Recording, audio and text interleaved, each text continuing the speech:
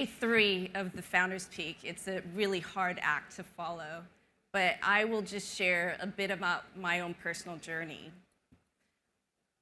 As a child, I was told, study hard, get good grades, go to a good law school, and get a respectable paying job, high-paying job.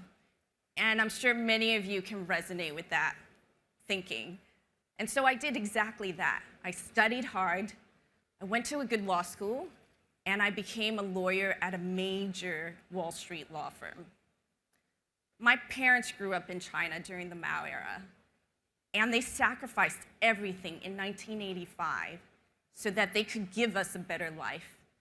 And it sounds cliche, but when they left us, me and my sister, there was no idea of when we would see them again, and it would be another 3 years before we would actually see them. And so everything I do today, I am reminded of the sacrifices that my parents made. But conforming and fitting in was all that I wanted to do as a child of immigrant parents growing up in Midwest America. And so when I decided to start my own business with my husband, of all people, and leave my big paying job, it came as a huge, huge shock to everyone. Entrepreneurship was not a word which existed in my family's vocabulary. And so it seems quite ironic that one of my favorite quotes is by Ralph Waldo Emerson. Do not go where the path may lead, go instead where there's no path, and make a trail. And so for someone who actually didn't think I had it to be an entrepreneur, where I am going and what I'm doing today is far from the well-trodden path. In fact, there is no path where we're building in Web3. Pioneering in a new industry is very challenging, as you've heard.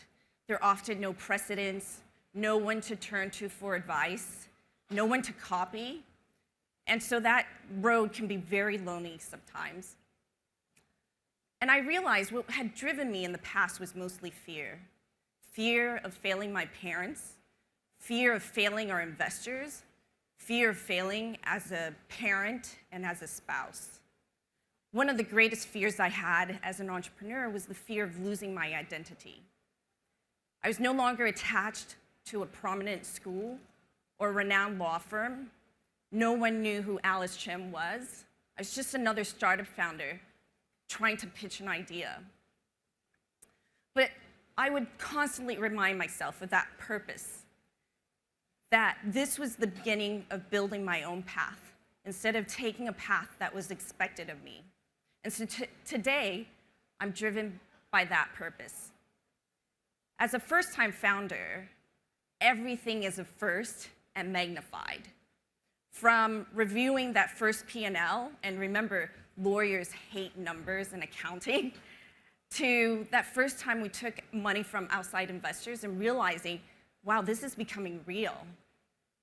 And that first rejection, followed by another and another and another.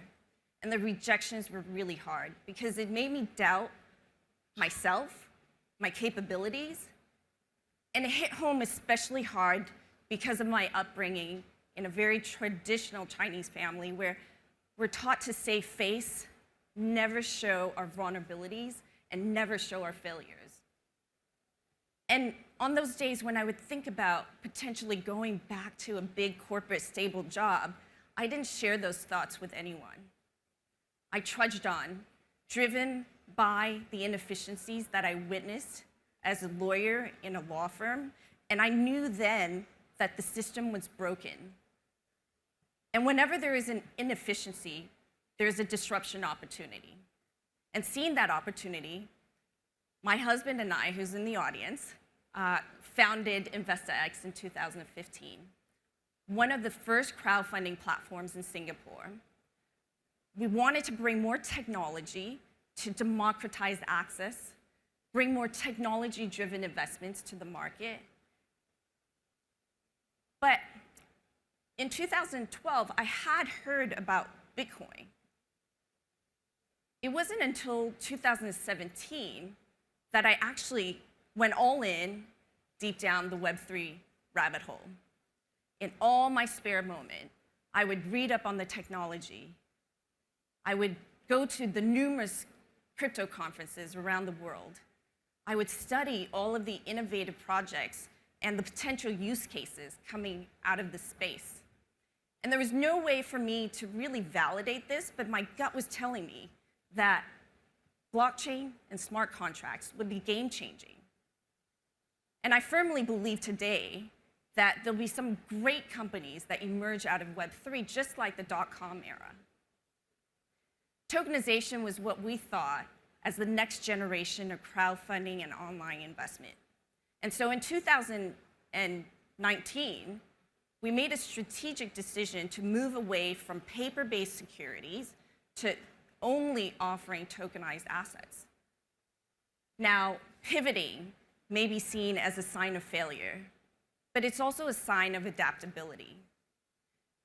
And the greatest advantage of a startup is the ability to adapt quickly and be nimble. Every startup, small or big, every company needs to evolve and remain relevant.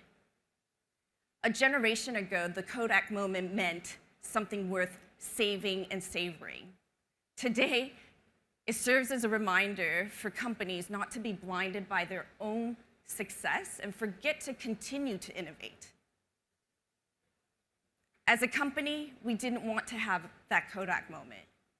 And we didn't want to stay the same when we saw so many innovations being built on the foundations of blockchain. But it's not easy pivoting, especially because we pivoted before finding a product market fit. So we sacrificed revenues while we built out the platform and waiting for the industry to catch up. This is the reverse of what most founders and advisors would tell you to do.